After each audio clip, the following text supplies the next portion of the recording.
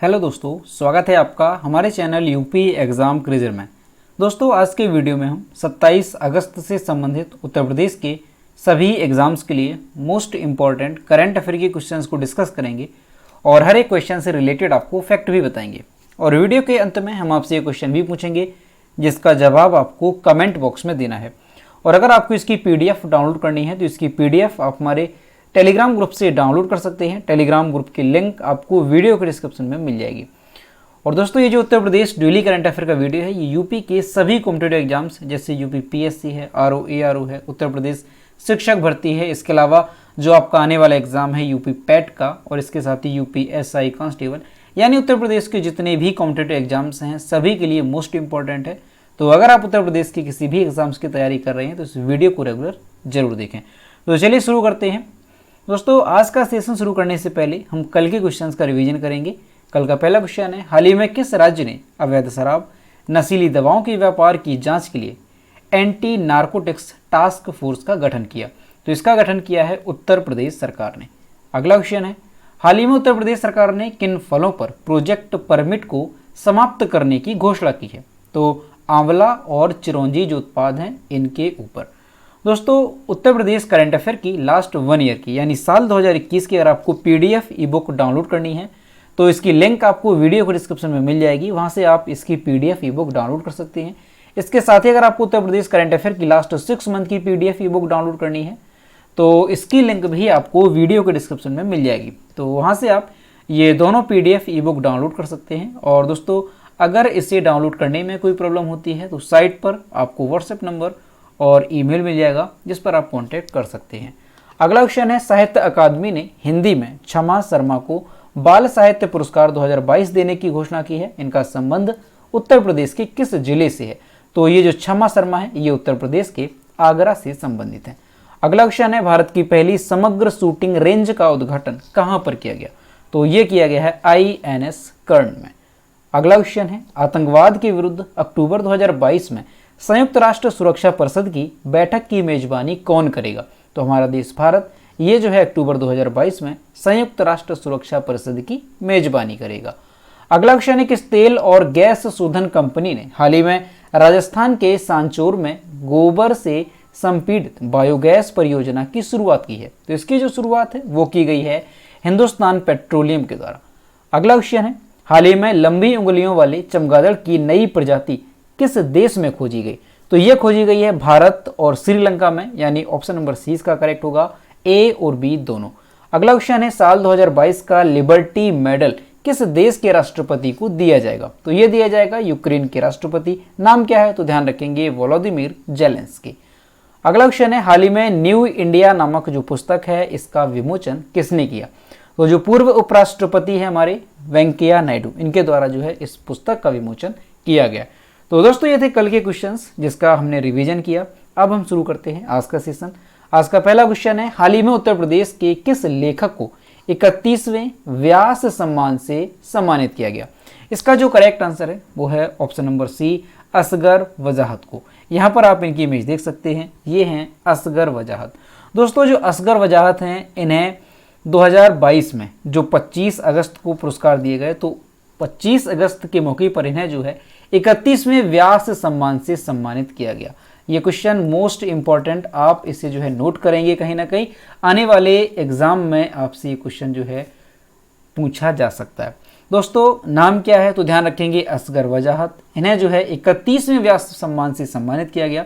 दोस्तों, ये जो असगर वजाहत हैं ये हमारे उत्तर प्रदेश से संबंधित हैं। इनका जो जन्म है वो कहाँ पर हुआ था और कब हुआ था? तो 5 जुलाई 1946 को फतेहपुर उत्तर प्रदेश में इनका जन्म हुआ था। तो ध्यान रखेंगे, उत्तर प्रदेश से रिलेटेड हैं। दोस्तों, इन्हें जो 31वां व्यास सम्मान दिया गया है तो किस लिए इन्हें जो है, किस रचना के लिए इन्हें ये सम्मान दिया गया? तो उनका एक नाटक है महाबली, जिसके लिए इन्हें 31वां व्यास सम्मान दिया गया है।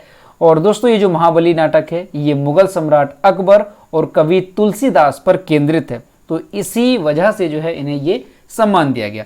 दोस्तों, वैसे तो ये जो सम्मान है इसकी घोषणा पहले की जा चुकी है, और लेकिन अभी जो 25 अगस्त है, 25 अगस्त पर जो है इन्हें ये पुरस्कार प्रदान किया है। घोषणा पहले की जा चुकी है।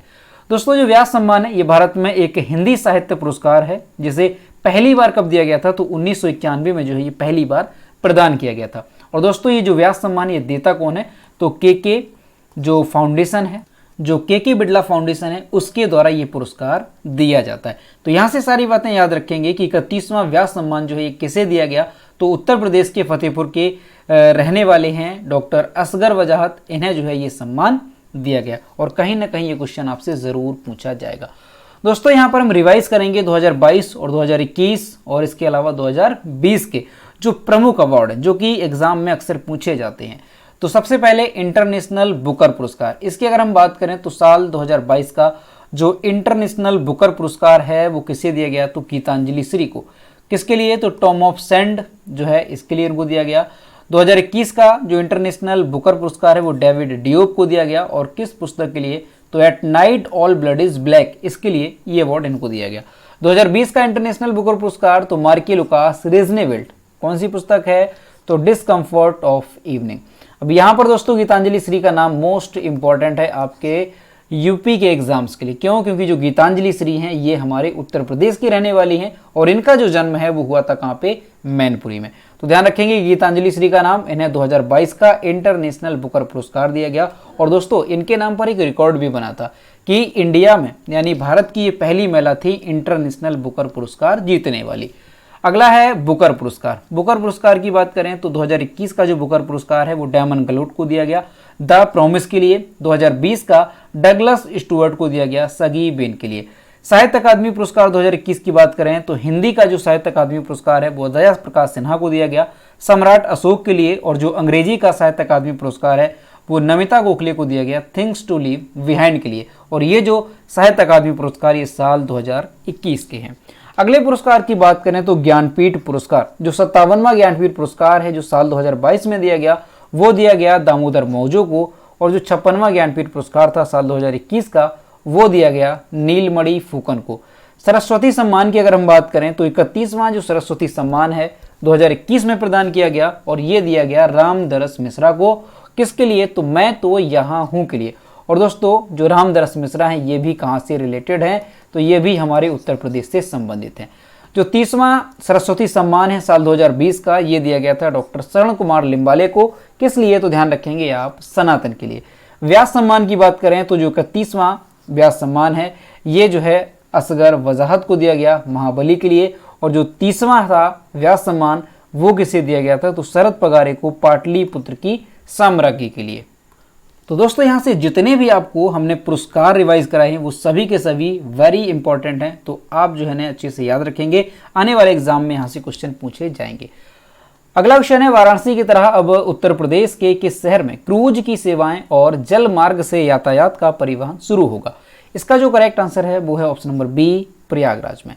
दोस्तों 25 अगस्त 2022 को प्रदेश के जो पर्यटन और संस्कृति मंत्री हैं तो उन्होंने प्रयागराज मंडल के प्रभारी मंत्री जयवीर सिंह जो है तो उन्होंने पत्रकार को बताया कि प्रयागराज महाकुंभ के पूर्व ही वाराणसी की तर्ज पर यहाँ पर भी क्रूज की सेवाएं जो है वो शुरू की जाएंगी। अब दोस्तों क्रूज जो है ये क्या होता है, तो क्रूज जो है एक क्या होता है, एक बड़ी नाव होती है या आप साधारण भाषा में कह सकते हैं एक जो है ये पानी वाला जहाज होता है। तो दोस्तों अभी जो है हमारे प्रदेश में वाराणसी में ही क्रूज की सेवाएं उपलब्ध थी, लेकिन अभी जो है वाराणसी की तर्ज पर प्रयागराज में भी जो है क्रूज की सेवाएं शुरू की जाएंगी। दोस्तों राज्य सरकार की योजना है कि प्रयागराज से वाराणसी तक क्रूज परिवहन प्रारंभ किया जाए। और अभी जो है वर्तमान में अगर देखा जाए तो वाराणसी में जो है पहले से ही क्रूज की सेवा प्रारंभ की जा चुकी है। और वाराणसी में भी जो है अभी कुछ समय पहले ही जो क्रूज की सेवाएं हैं वो शुरू की गई थी। तो ध्यान रखेंगे आप कि वाराणसी की तर्ज पर ही अब प्रयागराज में भी क्रूज की सेवाएं शुरू की जाएंगी। अगला क्वेश्चन है भारत ने कितने साल बाद अंडर 18 एशियाई वॉलीबॉल पदक जीता। इसका जो करेक्ट आंसर है वो है ऑप्शन नंबर बी, 14 साल बाद। दोस्तों भारत ने 14 साल बाद अंडर 18 एशियाई वॉलीबॉल में पदक जीता। कौन सा मेडल जीता, तो दोस्तों कांस्य पदक जीता गया है। अब दोस्तों ये जो आपकी अंडर 18 एशियाई वॉलीबॉल चैंपियनशिप है ये कहाँ पर आयोजित की गई थी, तो ईरान में जो है ये खेली गई थी अंडर 18 एशियन चैंपियनशिप। तो इसमें भारत की जो टीम थी उसने कांस्य पदक जीता है, ध्यान रखेंगे आप, कांस्य पदक जीता। दोस्तों ये जो टीम थी, जो भारत की टीम थी उसमें हमारे उत्तर प्रदेश के कई खिलाड़ी शामिल थे। कितने खिलाड़ी शामिल थे, तो यहाँ पर उनके नाम दिए गए हैं। तो मुजफ्फरनगर जिले से सिसोली कस्बे के आर्यन बालियान शामिल थे। इसके साथ ही सहारनपुर के देवबंद के आदित्य राणा शामिल थे और बिजनौर के लवी चौधरी इसमें शामिल थे। तो 3 खिलाड़ी जो है ये भारत की टीम में शामिल थे जो कि हमारे उत्तर प्रदेश से थे। ठीक, ये 3 खिलाड़ी हमारे यूपी से संबंधित थे। तीनों के नाम ध्यान रखेंगे और इसमें जो आपको सबसे ज़्यादा इंपॉर्टेंट नाम याद रखना है वो आदित्य राणा का रखना है। क्यों? क्योंकि दोस्तों जो अंडर 18 एशियाई वॉलीबॉल में जो कांस्य पदक जीता गया तो उसमें जो भारत की टीम थी तो उसमें जो सबसे अधिक महत्वपूर्ण भूमिका निभाई है वो निभाई है आदित्य राणा ने कांस्य पदक जीतने में। और ये हमारे उत्तर प्रदेश के सहारनपुर के देवबंद के रहने वाले हैं। दोस्तों ये जो चैंपियनशिप थी ये ईरान के तेहरान में आयोजित की गई थी और ये 14वीं अंडर 18 एशियन वॉलीबॉल चैंपियनशिप थी जिसमें भारतीय टीम ने दक्षिण कोरिया को 3-2 से हरा करके कांस्य पदक जीता है। तो यहाँ से आप सारी बातें याद रखेंगे कि भारत ने 14 साल बाद जो है अंडर 18 एशियाई वॉलीबॉल में कोई पदक जीता। कौन सा मेडल जीता तो वो भी ध्यान रखेंगे, कांस्य पदक जीता। और इसमें जो आपको नाम याद रखना है खिलाड़ी का तो वो याद रखेंगे आदित्य राणा का जो कि हमारे उत्तर प्रदेश के सहारनपुर के देवबंद के रहने वाले हैं। अगला क्वेश्चन है, किस देश ने हाइड्रोजन से चलने वाली यात्री ट्रेनों का दुनिया का पहला बेड़ा लॉन्च किया? बेड़ा लॉन्च किया यानी कि एक साथ कई सारी ट्रेनों को लॉन्च किया। तो इसका जो करेक्ट आंसर है वो है ऑप्शन नंबर सी, जर्मनी ने। दोस्तों हाइड्रोजन से चलने वाली दुनिया की जो पहली यात्री ट्रेन नेटवर्क है वो किसने लॉन्च किया? तो ये जर्मनी ने लॉन्च किया। कहाँ पर लॉन्च किया? तो जर्मनी के एक राज्य है लोअर सैक्सोनी, एक राज्य है, तो यहाँ पर जो है इसे लॉन्च किया गया। दोस्तों 4 साल पहले जो है जर्मनी में हाइड्रोजन से चलने वाली ट्रेन का परीक्षण किया गया था लेकिन फिलहाल अभी ये लॉन्च नहीं की गई थी। तो अभी जो है ये लॉन्च की गई और दोस्तों ये जो ट्रेनें लॉन्च की गई कितनी लॉन्च की गई तो 15 डीजल ट्रेनों की ये जगह लेंगी। 15 ट्रेनों को लॉन्च किया गया है। और दोस्तों जर्मनी का लक्ष्य है कि 1990 के स्तर की तुलना में 1990 की अगर तुलना करें किसके बारे में, ग्रीन हाउस गैस के उत्सर्जन को लेकर के, तो 1990 की तुलना में साल 2030 तक जो ग्रीन हाउस गैस उत्सर्जन है इसको 65% तक कम करना ये जर्मनी का लक्ष्य है। तो आप ध्यान रखेंगे ये क्वेश्चन आपका मोस्ट इंपॉर्टेंट है। आपके आने वाले एग्जाम में ये क्वेश्चन आपसे पूछा जा सकता है। क्या क्वेश्चन रहेगा कि दुनिया की पहली यात्री ट्रेन जो है किसने लॉन्च की है हाइड्रोजन से चलने वाली? तो ध्यान रखेंगे आप जर्मनी के द्वारा इसको लॉन्च किया गया। अगला क्वेश्चन है, अकेले दुनिया घूमने वाले सबसे युवा पायलट कौन बने? तो ये बन गए हैं Mac Rutherford. Option number A इसका करेक्ट होगा। सबसे पहले यहाँ पर आप इनकी इमेज देखिए, ये महज कितने वर्ष के हैं? तो केवल ये 17 वर्ष के हैं। दोस्तों अकेले दुनिया घूमने वाला जो सबसे युवा पायलट है वो कौन बन गया है? तो 17 साल का लड़का है। नाम क्या है इनका? तो मैक रदरफोर्ड। ये जो है केवल 17 साल के हैं और ये जो है अकेले दुनिया घूमने वाले सबसे युवा पायलट बन गए हैं। दोस्तों इन्हें पायलट की अगर बात करें कि पायलट को जो लाइसेंस है वो कब मिला था, तो 15 साल की एज में इन्हें लाइसेंस मिल गया था और इस लाइसेंस को पाने वाले भी ये जो है सबसे कम उम्र के थे। दोस्तों विश्व भर में अकेले उड़ान भरने वाले सबसे कम उम्र के पायलट के मौजूदा विश्व रिकॉर्ड को इन्होंने तोड़ा है और एज है इनकी 17 साल और 17 साल की एज में ही इन्होंने जो है 52 देशों की यात्रा की है। दोस्तों मैक रदरफोर्ड ये बुल्गारिया की राजधानी सोफिया पहुंचे ये उड़ान भरने के बाद। बुल्गारिया से ही इन्होंने स्टार्ट किया था और जो इन्होंने उड़ान की है 52 देशों की, उसके बाद ये जो है बुल्गारिया की राजधानी सोफिया पहुंचे जहां पर इन्होंने लैंडिंग की। दोस्तों जो ये हैं आपके रदरफोर्ड, तो इन्होंने इस साल 23 मार्च को सोफिया से उड़ान भरी थी और 52 देशों की इन्होंने यात्रा की। 52 देशों में इन्होंने उड़ान भरी और लगभग 250 घंटे की यात्रा की और इसके बाद अपना विमान जो है बुल्गारियाई राजधानी में उतारा। तो इनके नाम पर ये रिकॉर्ड बन गया है। आपसे अगर क्वेश्चन पूछा जाता है कि अकेले दुनिया घूमने वाला सबसे युवा पायलट कौन बन गया, तो नाम ध्यान रखेंगे मैक रदरफोर्ड। और अगर आपसे इस तरह से भी पूछा जाए कि सबसे युवा पायलट जो है कौन है जिसे सबसे कम उम्र में जो पायलट का लाइसेंस है वो मिल गया था, तो भी नाम ध्यान रखेंगे मैक रदरफोर्ड का। ठीक है, तो इन्होंने 52 देशों की यात्रा की है और 52 देशों में इन्होंने उड़ान भरी और लगभग 250 घंटे की यात्रा इन्होंने की है। तो नाम इंपॉर्टेंट है मैक रदरफोर्ड। अगला क्वेश्चन है, दिल्ली समेत सभी 23 एम्स का नाम बदलकर किसके नाम पर रखा जाएगा? तो इसका जो करेक्ट आंसर है वो है ऑप्शन नंबर डी, उपरोक्त सभी। यानी कि कुछ जो एम्स हैं स्वतंत्रता सेनानियों के नाम पर रखे जाएंगे, ऐतिहासिक घटनाओं के नाम पर रखे जाएंगे, और कुछ का नाम जो है वो स्मारकों के नाम पर रखा जाएगा। दोस्तों केंद्र सरकार ने ऐसी घोषणा की है कि जो दिल्ली समेत सभी 23 अखिल भारतीय आयुर्विज्ञान संस्थान है यानी कि एम्स हैं, इनका नाम चेंज किया जाएगा। और इनका जो नाम है वो किनके नाम पर रखा जाएगा, तो स्थानीय नायकों के नाम पर, स्वतंत्रता सेनानियों के नाम पर, और क्षेत्र की जो ऐतिहासिक घटनाएं हैं उनके नाम पर, या फिर स्मारकों के नाम पर इनका नाम रखा जाएगा। दोस्तों जो मीडिया रिपोर्ट्स आई है उसके अनुसार केंद्रीय स्वास्थ्य और परिवार कल्याण मंत्रालय की ओर से इस बात के सुझाव मांगे गए कि अधिकतर अखिल भारतीय आयुर्विज्ञान संस्थान एम्स के नामों की सूची सौंप दी गई है। तो यहां से आपको याद रखना है कि हाल ही में दिल्ली समेत कितने अखिल भारतीय जो आयुर्विज्ञान संस्थान है एम्स हैं उनके नाम में परिवर्तन किया जाएगा। तो दिल्ली समेत सभी 23 एम्स। अभी तक दोस्तों क्या था, जितने भी एम्स थे उनको एक ही नाम से जाना जाता था, एम्स। इनकी पहचान कैसे होती थी, तो जगह के नाम से, जैसे दिल्ली का एम्स। इसके अलावा जहां पर वो स्थित है तो उस जगह से ये फेमस था। अभी क्या है, अब इसका सबका नाम बदला जाएगा और किन के नाम पर रखा जाएगा, तो यहाँ पर आपको बताया कि स्थानीय नायक हैं, कोई स्वतंत्रता सेनानी हैं, क्षेत्र की ऐतिहासिक घटनाएं, तो इन सभी के नाम पर जो है इन एम्स का नाम रखा जाएगा। अगला क्वेश्चन है, यूनेस्को शांति पुरस्कार 2022 से किसे सम्मानित किया गया। इसका जो करेक्ट आंसर है वो है option number B, Angela Merkel. यहाँ पर आप इमेज देख सकते हैं, ये हैं एंजेला मर्केल। दोस्तों जो जर्मनी की पूर्व चांसलर हैं एंजेला मर्केल, इन्हें जो है शरणार्थियों के स्वागत के प्रयासों के चलते यूनेस्को शांति पुरस्कार से सम्मानित किया गया।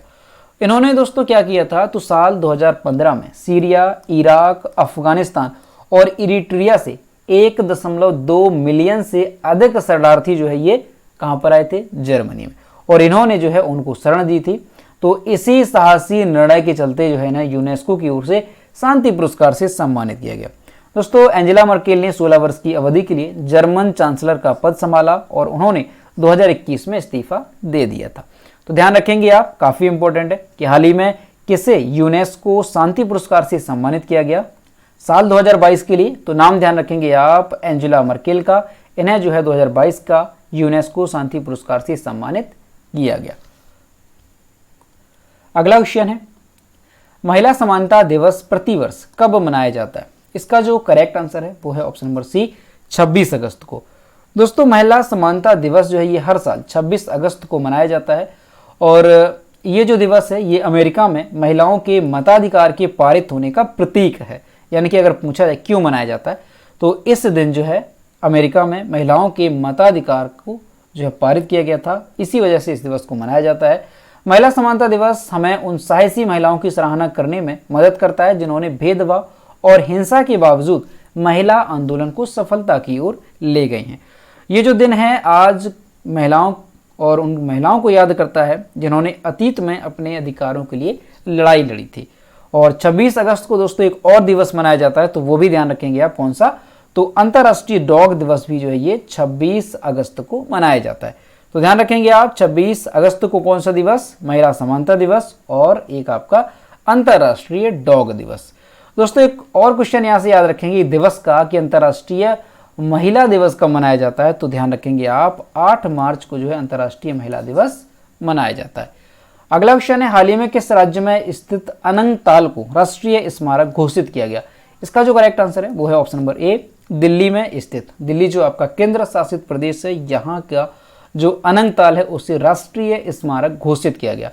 दोस्तों दिल्ली में राष्ट्रीय राजधानी क्षेत्र के मेहरौली में कुतुब मीनार के पास स्थित जो अनंगताल है इसे राष्ट्रीय स्मारक घोषित करने का जो नोटिफिकेशन है वो जारी कर दिया गया। दोस्तों ये जो अनंगताल है ये किससे संबंधित है, तो इतिहास की अगर बात करें तो जो दिल्ली के संस्थापक और जो महान सम्राट थे अनंगपाल तोमर, उनकी ये निशानी है अनंगताल। तो अभी जो है अनंगताल को जो है राष्ट्रीय स्मारक घोषित करने का नोटिफिकेशन जारी कर दिया गया। अब दोस्तों यहाँ पर दिल्ली की बात है तो मैप में देखेंगे कि दिल्ली कहाँ पर है। तो यहाँ पर आप देख सकते हैं ये हमारा यूपी है और ये पड़ता है बीच में दिल्ली, ये आपका दिल्ली पड़ता है। और दोस्तों दिल्ली की कैपिटल क्या है, तो नई दिल्ली दिल्ली की कैपिटल है। चीफ मिनिस्टर अरविंद केजरीवाल और यहाँ के जो लेफ्टिनेंट गवर्नर है उपराज्यपाल हैं वो कौन है, तो विनय कुमार सक्सेना, ये जो है दिल्ली के उपराज्यपाल हैं। और दिल्ली में लोकसभा और राज्यसभा सीटों की संख्या कितनी है? तो ध्यान रखेंगे 7 और 3 यहाँ पर लोकसभा और राज्यसभा सीटों की संख्या। अगला क्वेश्चन है, हाल ही में अंतर्राष्ट्रीय मुद्रा कोष में भारत के कार्यकारी निदेशक के रूप में किसे नियुक्त किया गया? और दोस्तों अभी तक अगर वीडियो को लाइक नहीं किया है तो सभी लोग वीडियो को लाइक करें, और अगर चैनल पर पहली बार हैं तो चैनल को सब्सक्राइब जरूर करें। तो इसका जो करेक्ट आंसर है वो है option number B, Krishnamurthy Subramanian. यहाँ पर आप इनकी इमेज देख सकते हैं। दोस्तों हाल ही में जो पूर्व मुख्य आर्थिक सलाहकार थे कृष्णमूर्ति सुब्रमण्यम, इन्हें जो है किस पद पर नियुक्त किया गया? तो अंतर्राष्ट्रीय मुद्रा कोष यानी कि IMF, इंटरनेशनल मॉनेटरी फंड में भारत के कार्यकारी निदेशक के रूप में इन्हें नियुक्त किया गया। इनका कार्यकाल जो है नवंबर 2022 से शुरू होगा और अगले 3 साल की अवधि तक इनका कार्यकाल रहेगा।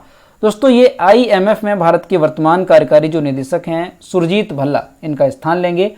और दोस्तों जो ये कृष्णमूर्ति सुब्रमण्यम है, ये 2018 और 2021 के बीच वित्त मंत्रालय में सबसे कम उम्र के मुख्य आर्थिक सलाहकार थे।